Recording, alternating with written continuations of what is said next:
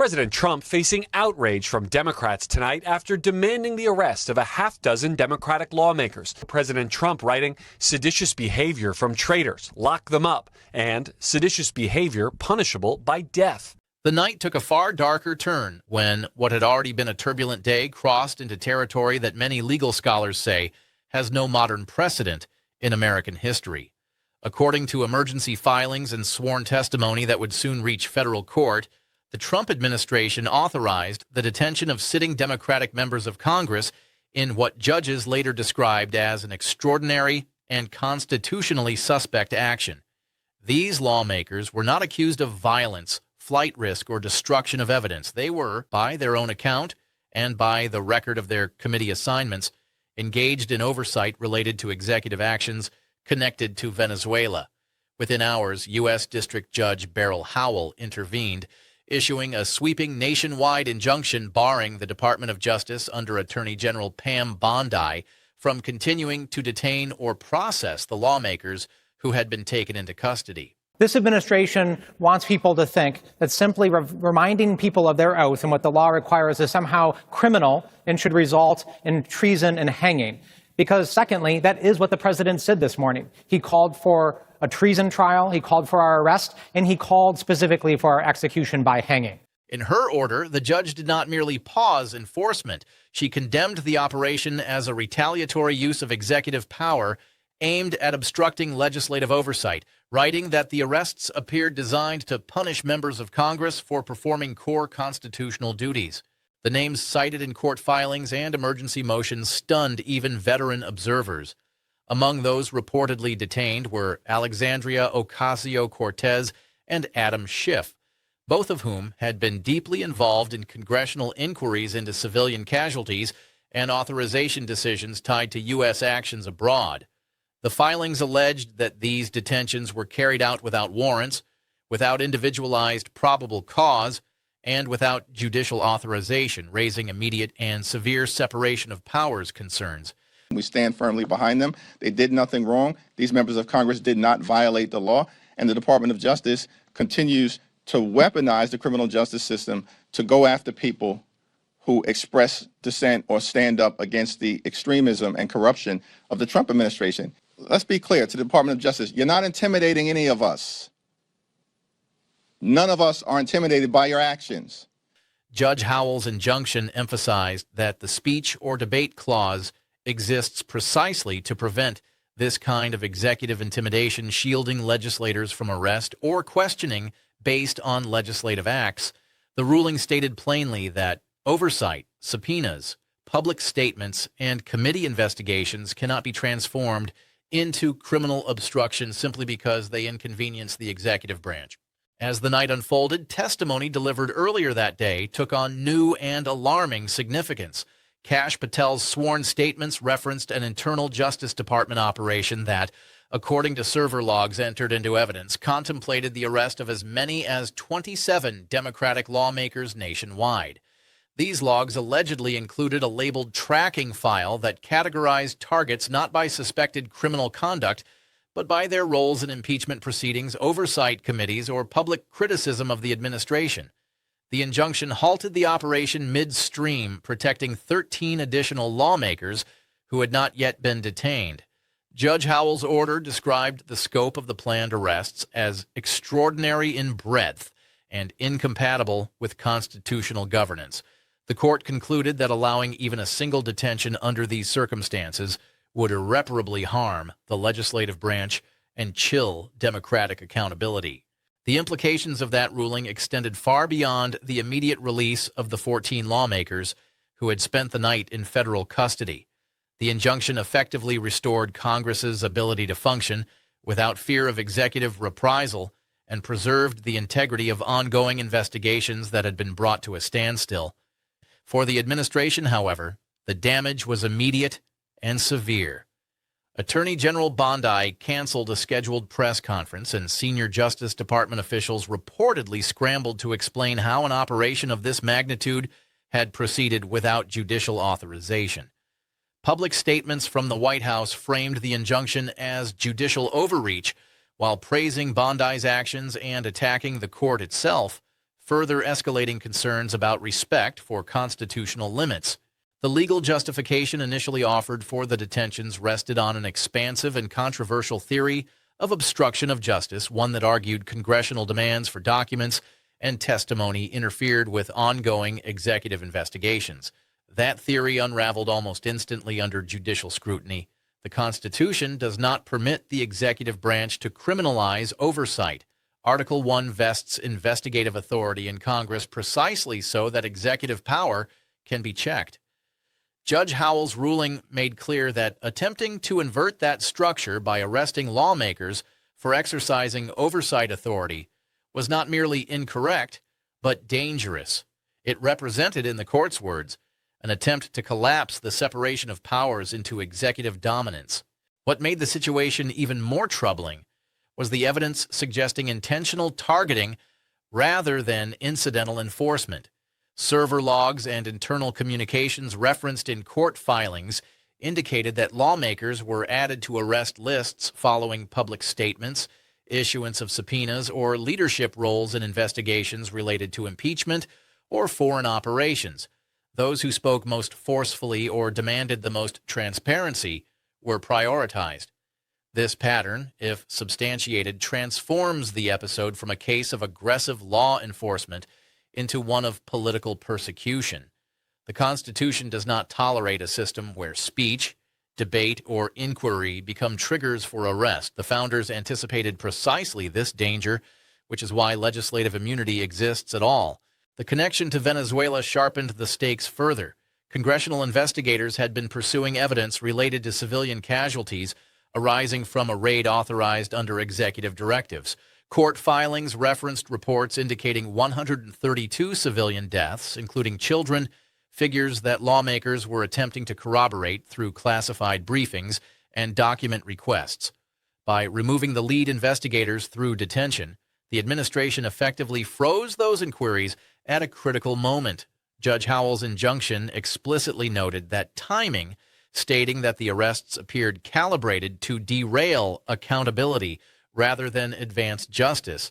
The ruling described the attempt to detain legislators as an effort to preempt constitutional scrutiny of executive action. Attorney General Bondi's position deteriorated rapidly as these facts entered the public record. The injunction did not accuse her of criminal conduct, but it did place her department under intense judicial supervision. Emergency appeals filed by the Justice Department were met with skepticism, as appellate courts historically give little deference to executive actions that directly conflict with constitutional text. The idea that legislators could be jailed for investigating the president struck judges as antithetical to the rule of law. Legal analysts widely predicted that any appeal would fail, not because of politics, but because the constitutional violations were too stark to overlook. The political ramifications were immediate. Members of Congress who had been detained returned to the Capitol to standing ovations from colleagues, while committees announced that impeachment-related hearings would resume without delay. The injunction not only freed individuals, it reaffirmed the independence of the legislative branch at a moment when that independence had been openly challenged.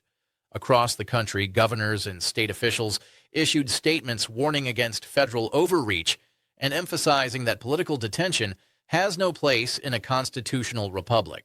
At the same time, the cumulative effect of judicial pushback against the administration became impossible to ignore. By this point, nearly 30 federal judges had issued rulings finding aspects of the administration's conduct unlawful or unconstitutional.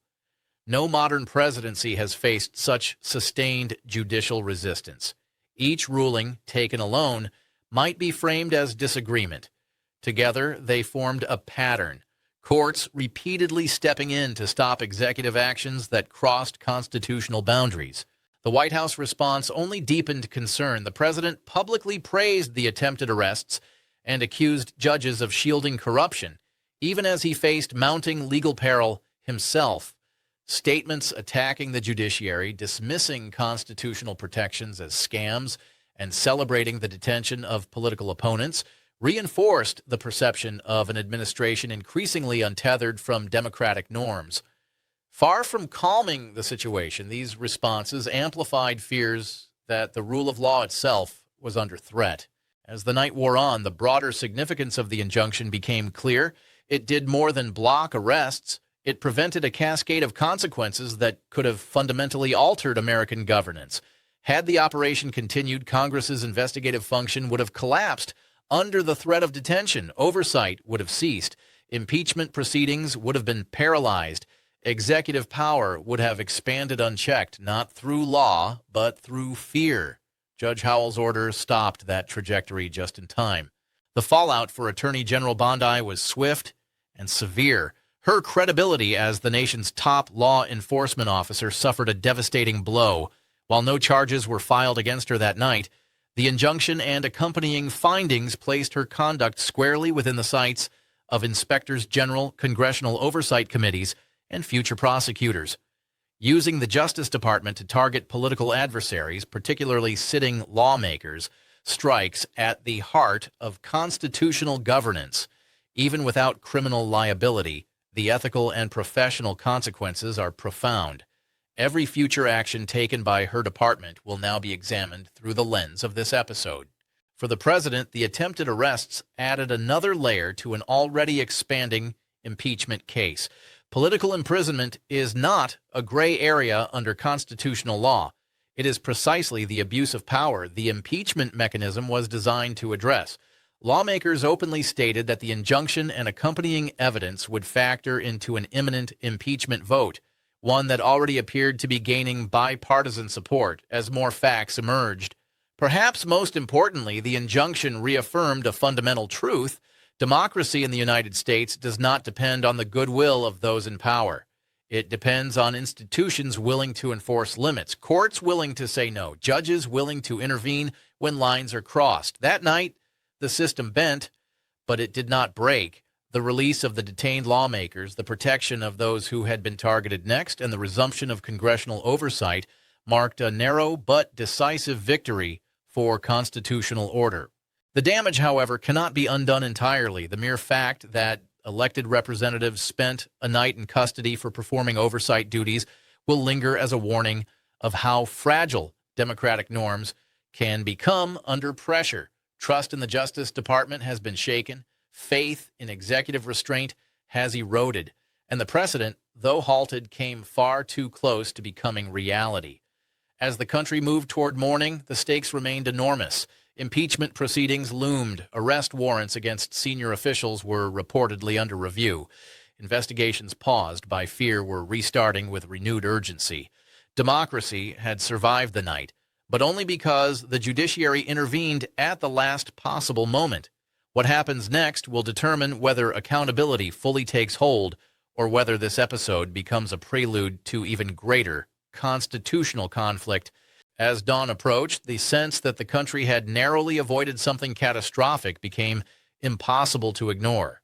Legal experts across the spectrum began describing the injunction not merely as a correction, but as an emergency brake pulled just before constitutional freefall. The fact that it had even become necessary for a federal judge to stop the executive branch from detaining lawmakers for oversight activities was itself a signal of how far the situation had deteriorated. The night's events reframed everything that came before them. What might previously have been argued as aggressive governance or hardball politics was now seen in a much starker light as part of a broader pattern of escalating executive overreach that had crossed from norm-breaking into outright constitutional defiance. Inside Congress, the mood shifted from shock to resolve. Members who had been detained spoke openly about the conditions of their confinement and the chilling effect the arrests were meant to have. They described being warned, implicitly and explicitly, that further investigation into executive actions could carry personal consequences. Those accounts were entered into the congressional record, transforming what could have been dismissed as rumor into sworn testimony. Committee chairs moved quickly to preserve documents, issue renewed subpoenas, and secure court orders protecting witnesses from retaliation. The message from the legislative branch was clear. The attempt to intimidate Congress had failed, and the response would be more oversight, not less. The judiciary, meanwhile, continued to assert its role as a stabilizing force. Judge Howell's injunction was cited by other courts as a clear statement of constitutional boundaries and additional judges signaled that any similar attempts elsewhere would be met with immediate intervention. The language used in these orders emphasized not only the rights of the individual lawmakers, but the institutional integrity of Congress itself. Courts stressed that allowing the executive to criminalize oversight would effectively erase the checks and balances that define the American system. That reasoning resonated far beyond the specific case, reinforcing a legal firewall against future abuses. Public reaction followed a similar arc, moving from disbelief to alarm to a growing demand for accountability. Protests that had initially focused on foreign policy and impeachment expanded to include calls for the protection of democratic institutions. Legal scholars, former judges, and retired prosecutors appeared across media platforms, many using unusually blunt language to describe the attempted arrests as something more commonly associated with authoritarian regimes than constitutional democracies.